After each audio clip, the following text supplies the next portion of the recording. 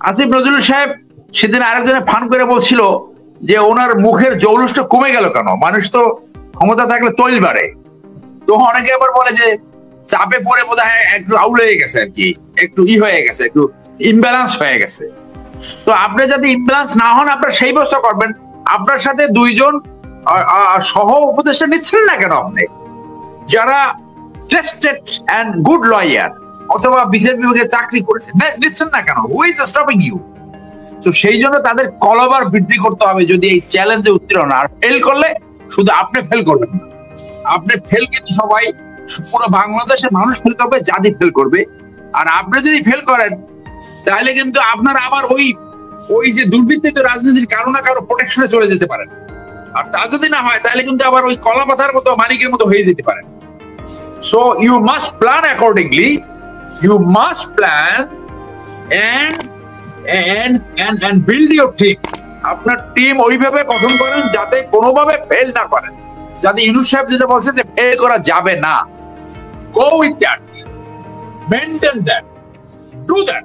সমালোচনা করা খুব সহজ, কিন্তু when you confront with the reality, সরকার পরিচালনা করা কিন্তু ভেরি চ্যালেঞ্জিং, স্পেশালি এই ধরনের বিপ্লবের পরে থার্ড ওয়ার্ল্ড কান্ট্রিতে।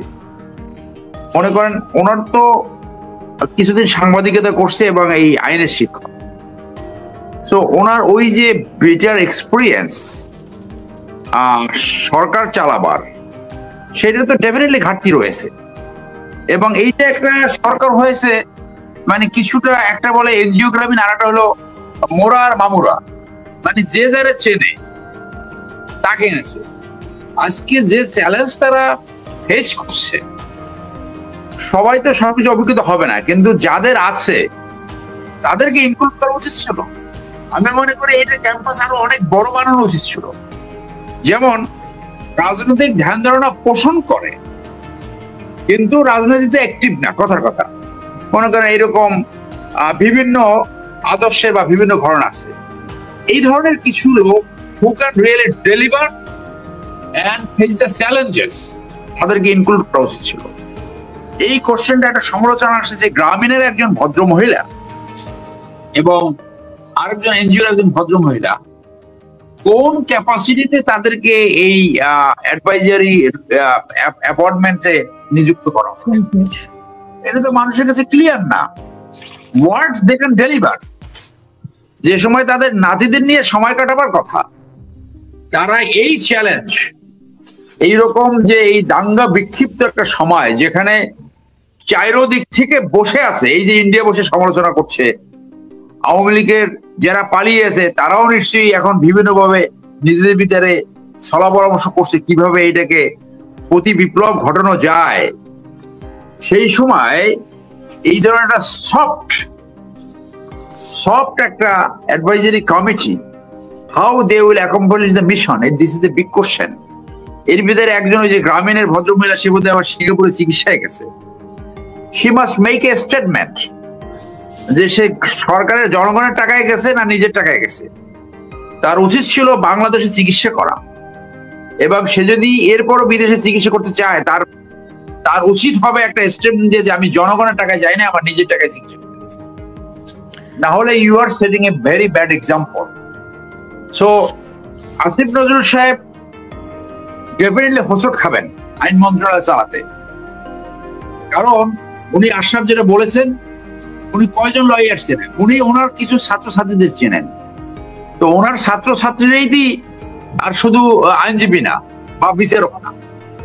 সো ওই যে সুন্দর একটা কথামালা ছড়িয়ে যে আশাবাদ উনি সৃষ্টি করেছেন মানুষের ভিতরে, সেই আশাবাদ কিন্তু আস্তে আস্তে ধুলায় মিশে যেতে পারে যদি এখনো টিম ঠিকভাবে গঠন করা না হয়।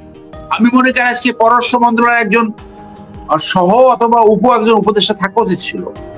আইন মন্ত্রণালয়ে আরো দুইজন, স্বরাষ্ট্র মন্ত্রণালয়ে আরো দুইজন থাকা উচিত, আইন মন্ত্রণালয়ে আরো দুইজন থাকা উচিত। আপনার যোগাযোগ মন্ত্রণালয়ের যে উপদেষ্টা, সে কই?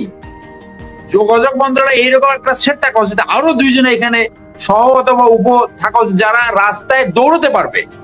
যে ঢাকা শহরে এই মুহূর্তে যে গাড়ি চলছে না, একদম ঢাকা শহর গত 7 দিন ধরে বকডন হয়ে আছে, ওয়ার ইজ দ্য অ্যাডভাইজার? তাকে তো আমি রাস্তায় দেখতে চাই। ওখানে পুরো traffic system, DC traffic, ADC traffic, sergeant, রাস্তায় ঘাম ছুটে যাবে, সেইটাই তো বিপ্লবের উদ্যোগ, সেইটাই তো বিপ্লবের আপনার অবজেক্টিভস।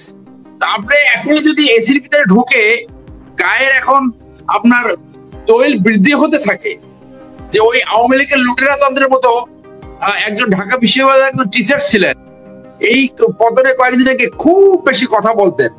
ওনার মাথার উপর থেকে যদি আপনি 1 ফোঁটা তৈল ফেলান, আর সেইটা নিচে থেকে 3 ফোঁটা পড়বে। 1 ফোঁটা তৈল যদি ফেলান ওনার মাথায়, এত তৈল জমছে তাদের শরীরে।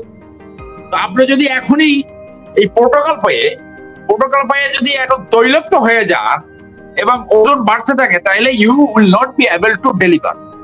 এখানে লাগবে এইরকম মানুষ যে ঘাম নিয়ে ছুটবে, এসি গাড়ি না, তার গা থেকে ঘামের গন্ধ আসবে, who has the physical ability, physical fitness রয়েছে, who can work for 18 hours, যেখানে প্রবলেম সেখানে যেতে পারে, সেখানে কাজ শেষ করবেন প্লিজ, সেই রকম লাগবে। এবং এই যে প্রোটোকল, এই যে প্রত্যেকটা অ্যাডভাইজার মন্ত্রী হইলে এই প্রোটোকলটা কমানো যায় কিনা, মানে এইরকম বিচ্ছিন্ন হয়ে যায়, এইরকম একটা প্রোটোকল করে যে অটোমেটিক বিচ্ছিন্ন হয়ে জনগণের সেন্টিমেন্ট ধারণ করতে পারে না এবং ভুল সিদ্ধান্ত নেয়। এইটা আরেকটা রিফর্মসের জায়গা, যে এই প্রোটোকলটা কিভাবে কমানো যায়, কিভাবে এইটা জনবান্ধব, মানে কানেক্টিং উইথ দ্য পিপল রাখা যায়, that is another big challenge. So Asif Nazrul সাহেব সেদিন আরেকজনে ফান করে বলছিল যে ওনার মুখের জৌলুসটা কমে গেল কেন, মানুষ তো ক্ষমতা থাকলে তৈল বাড়ে। তো অনেকে আবার বলে যে চাপে পড়ে বোধ হয় একটু আউল হয়ে গেছে, আর কি একটু হয়ে গেছে, একটু ইমব্যালেন্স হয়ে গেছে। তো আপনি যদি ইমব্যালেন্স না হন, আপনার সেই ব্যবস্থা করবেন। আপনার সাথে 2 জন সহ উপদেষ্টা নিচ্ছেন না কেন আপনি, যারা টেস্টেড এন্ড গুড লয়ার অথবা বিচার বিভাগে চাকরি করেছেন, নিচ্ছেন না কেন? Who is stopping you? তো সেই জন্য তাদের কলবার বৃদ্ধি করতে হবে যদি এই চ্যালেঞ্জে উত্তীর্ণ। আর ফেল করলে শুধু আপনি ফেল করবেন, আপনি ফেল কিন্তু সবাই, পুরো বাংলাদেশের মানুষ ফেল করবে, জাতি ফেল করবে। আর আপনি যদি ফেল করেন তাহলে কিন্তু আপনার আবার ওই যে দুর্বৃত্তিত রাজনীতির কারো না কারো প্রোটেকশনে চলে যেতে পারেন। আর তা যদি না হয় তাহলে কিন্তু আবার ওই কলা পাতার মতো মানিকের মতো হয়ে যেতে পারেন। So you must plan accordingly, you must plan and build your team. আপনার টিম ওইভাবে গঠন করেন যাতে কোনোভাবে ফেল না করেন, যাতে ইউনূস সাহেব যেটা বলছে যে ফেল করা যাবে না, go with that, maintain that, do that.